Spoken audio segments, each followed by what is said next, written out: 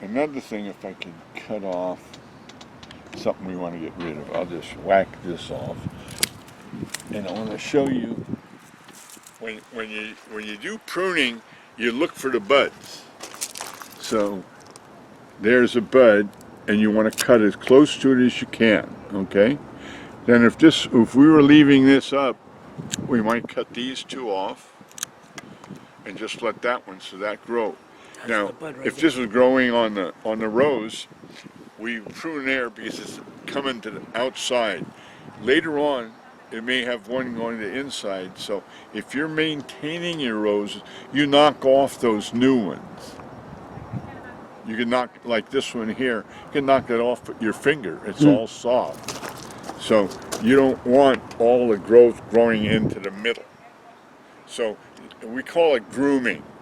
Just like when I cut off the dead ones, and then bad-looking leaves, cross branches, buds are going the wrong way. It's all part of grooming. You don't just prune the roses once and walk away. So this is a pretty meticulous process, Yeah. Gus. You're doing this every week to make your roses look the best. Yeah, and that's why a lot of people don't want roses, because they do take a lot of care. But, if you're in business like I was in business, the idea is to have work and make money.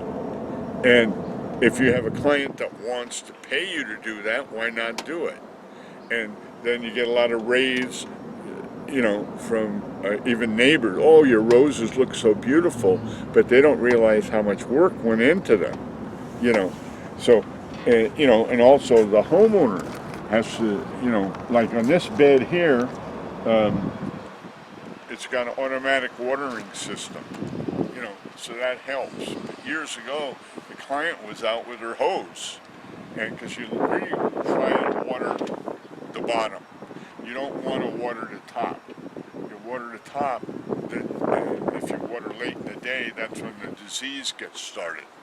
So at the end of the day, you want the roses to be, their foliage to be dry, okay?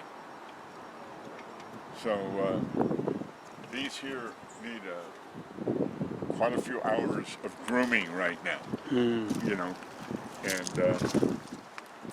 this is one of my favorite roses right here. It's called Mr. Lincoln. And you can see this particular little rose here just coming up, how beautiful that is. Dark red, and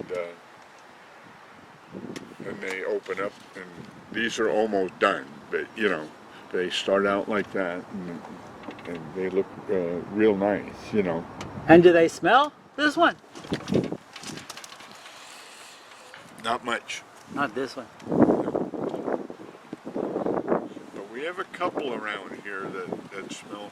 See, over the years, they hybridized them and crisscross and everything to make these great big roses, and they lost their scent.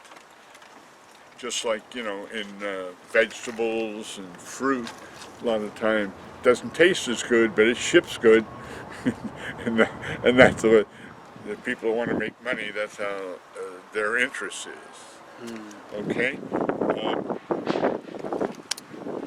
Let's see, was there anything else on the roses that, well, like I said, we back up now that we went all the way to the pruning of 5 canes. So you prune them down, then you give them the manure, then you start putting all these different materials I told you about, and then from then on it's grooming. If you get something too tall, you could cut it. There's no rule that says you can't cut a rose at any time, okay? Then we usually prune our roses after Christmas, because our clients always wanted to, have them. Oh, this is one thing I wanted to point out, I almost forgot, that toward the end of the year, if you see new buds like this come, and then they look like this, don't cut them off. You let them go to seed at the end of the year, and that makes it go dormant. Because if you keep grooming them, they'll send out new growth. So by letting all those flowers on there, like we could groom them now, but at the end of the month, anything else that's coming from then on, we don't. All we do is shake them off and pick up the petals, and you leave. They look like this, or you can see over there. There's some that are all done. Yeah, and you just let them go, and then they all dry up or make little rose pips, and that makes them go dormant. That's very important. But if you work like I do for homeowners, they see a rose, coming along like that. They want it. It's the end of the year. It's November. And you got a rose like that, or December. You got that rose.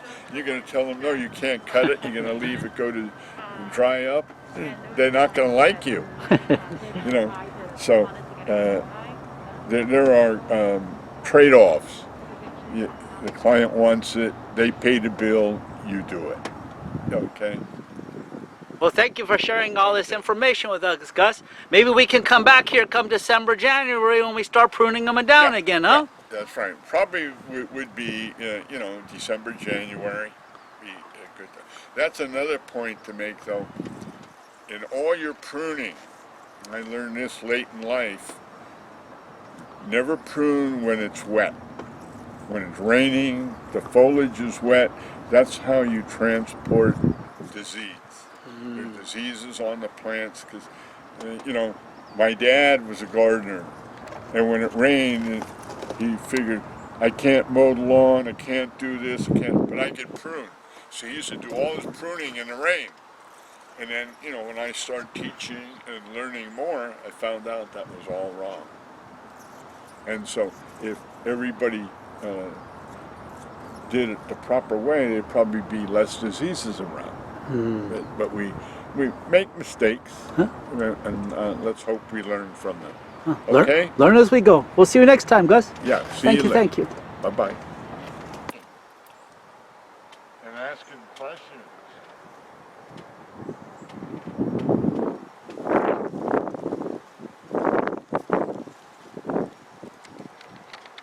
But that's all right.